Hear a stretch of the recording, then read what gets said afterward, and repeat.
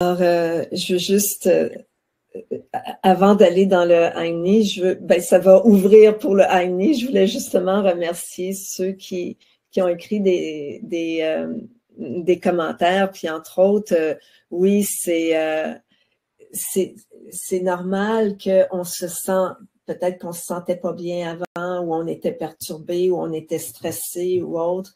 Puis juste le fait d'entrer dans cet espace, puis je peux juste être là 5 minutes, 10 minutes et respirer doucement et ça va amener une paix. Puis là, je referme et je peux continuer ma vie, mon quotidien dans un tout autre état. Alors, merci Marie-Frédérique pour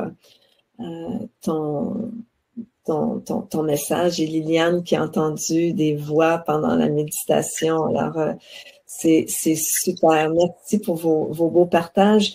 Et le principe du Heini, vivre en Heini, c'est vivre en gratitude. C'est vivre en réciprocité sacrée avec la vie.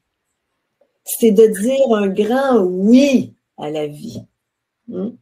C'est de dire un grand oui dans le sens que il m'arrive une épreuve, là, c'est difficile. Quand je suis dedans, là, moi, la première, là, quand il m'arrive quelque chose, tu sais, comme ça ne veut pas dire parce que j'ai fait tout ce travail-là que la vie m'emmène pas des difficultés. J'ai accompagné mon père à la mort ces derniers, tu sais, au mois d'août, là. Hein? Alors pour moi, c'était un grand cadeau que d'avoir l'opportunité d'aider mon père et d'être en Heini avec lui et lui donner l'opportunité d'être en Heini aussi pour partir pour son voyage vers l'au-delà. Alors, c'est quoi d'être en Heini? Être en Heini, à la base, pour les chamans des Andes, c'est que lorsqu'on est en réciprocité sacrée avec la vie, lorsqu'on est en réciprocité sacrée avec la terre, avec la Pachamama, la vie et la Pachamama nous le rend, nous le retourne en créant l'harmonie en nous. Alors, Heini signifie aussi harmonie. Alors, comment est-ce qu'on devient en réciprocité sacrée? Alors, la réciprocité sacrée, ça veut dire que je donne généreusement, sans compter. Mais en étant en Heini, en préservant l'harmonie en moi aussi. Je veux pas me brûler. Oui, je vais donner, je vais offrir aux autres, je vais redonner à la terre, hein, par des offrandes, par des fleurs, des sucreries. On va le voir dans la formation, là. Mais avec c'est un geste, une cérémonie, une symbolique où est-ce que je veux remercier la terre pour ce que j'ai, pour l'abondance que j'ai dans ma vie. Je veux remercier donc la terre-mère, la Pachamama, hein, pour ma santé. Même si elle n'est pas parfaite, je remercie pour une santé parfaite. Je remercie pour mon travail. Et si j'ai pas de travail, je remercie que j'en ai pas. Merci pour l'argent que j'ai dans mon compte de banque. Puis si j'en ai pas, merci aussi. Pourquoi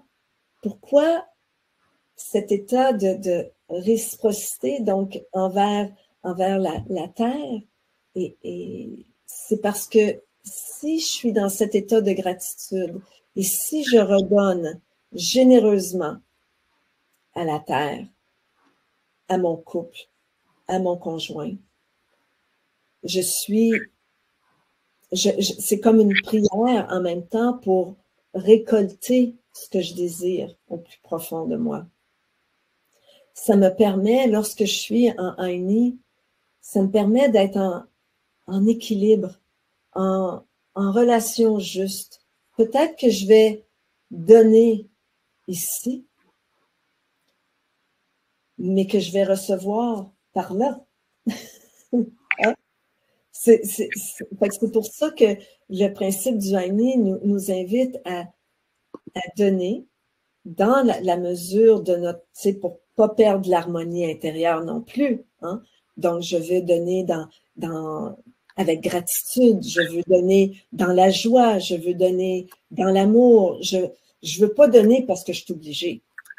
Je veux pas donner, ben là, je te rends un service, mais quand j'aurai besoin de toi la semaine prochaine, là, tu répondras. OK? Donc, la réciprocité sacrée, c'est de faire un acte de foi que l'univers va toujours conspirer en ma faveur. Que plus je suis dans cet état de gratitude envers la vie, plus la vie va me le rendre, va me redonner. Alors, il y a plusieurs notions, donc, au Aini. Il y a plusieurs niveaux de Aini, mais c'est le plus grand, c'est le principe spirituel qui est à la base de toute la spiritualité des Andes au Pérou. Donc, même si je veux cueillir une fleur, si je veux demander, je vous ai donné l'exemple de l'arbre tantôt. Hein? Alors, là, si je vais redonner aussi à l'arbre. Il va y avoir un échange énergétique avec l'arbre pour être en réciprocité. Je ne fais pas que prendre. Malheureusement, dans notre société moderne, on a l'habitude, c'est comme si tout nous est dû. On parle d'une notion de manque et de besoin. Et si notre chakra de la base est pas en harmonie, si j'ai des blessures d'enfance non guéries, puis que j'ai de la toxicité dans mon chakra racine, je vais avoir de la difficulté à être enracinée ici. Et là, je vais être dans le manque. Et qu'est-ce que je vais faire? Je vais consommer pour venir satisfaire ce manque. Et là, je ne serai pas en Aini. Donc, je ne sais pas si vous me suivez. Hein? Donc, c'est vraiment, c'est une notion énergétique. Le principe spirituel du Aini a une notion il y a une notion énergétique avec ça. Donc, tout est énergie et tout est vibration. Et lorsque je suis dans le manque, dans mes peurs, dans toute autre énergie, ben là, on va parler de manque et de peur parce que si je suis dans mes peurs, je ne donnerai pas parce que je vais avoir peur d'en manquer. Hein, ou qu'il m'en reste plus après, ou si je suis, ou tu sais, ça va partir du manque, donc je vais donner, mais pour pouvoir mieux remplir par la suite, ok? Donc il y a comme quelque chose que c'est ça, qu'on veut s'enraciner et développer, faire ce nettoyage, ce travail de guérison, hein, au niveau énergétique, au niveau de nos chakras, se libérer des énergies lourdes, et c'est ce que je vais vous faire tantôt, faire. Hein. On parle d'énergie lourde, c'est le Ucha, et l'énergie lumineuse, c'est le Sami. Donc, ce que je vais vous faire tantôt, à la fin, c'est un rituel aussi en même temps à l'intérieur de notre méditation pour justement faire un nettoyage. Parce que pour être en unie, la façon dont la Terre fonctionne, c'est que quand je mange quelque chose, on élimine à tous les jours. Énergétiquement, c'est la même chose.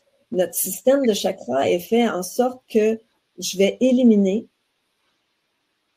la toxicité que j'ai perçue dans mon champ d'énergie lumineux. Mais quelquefois, si j'ai des affinités avec, je sais pas, je suis avec quelqu'un qui me reflète une colère enfouie ou quelque chose, ça peut rester dans mon champ d'énergie lumineux. Mais mon système de chakra est fait en sorte que par mon chakra de la base, je vais 2 fois par jour avec mon horloge biologique, là, éliminer tout naturellement ce qui doit retourner à la terre. Et c'est le rôle de la terre, de la Pachamama, de transformer ces énergies lourdes. Pour elle, ces énergies lourdes, c'est comme de l'engrais qui s'en va, qui s'en va dans la terre. Puis elle le composte, nos énergies lourdes, et elle nous le retourne en énergie lumineuse. Mais on peut en énergie, pas lumineuse, mais en énergie qui va nous donner, nous remplir, nous redonner de la vitalité. Puis, on fait le plein d'énergie lumineuse en se connectant aux cieux par le Wiracocha et avec toute cette énergie lumineuse qui est autour de soi, donc qui vient de la source divine de la création. Alors, voilà. Je ne sais pas, j'ai répondu.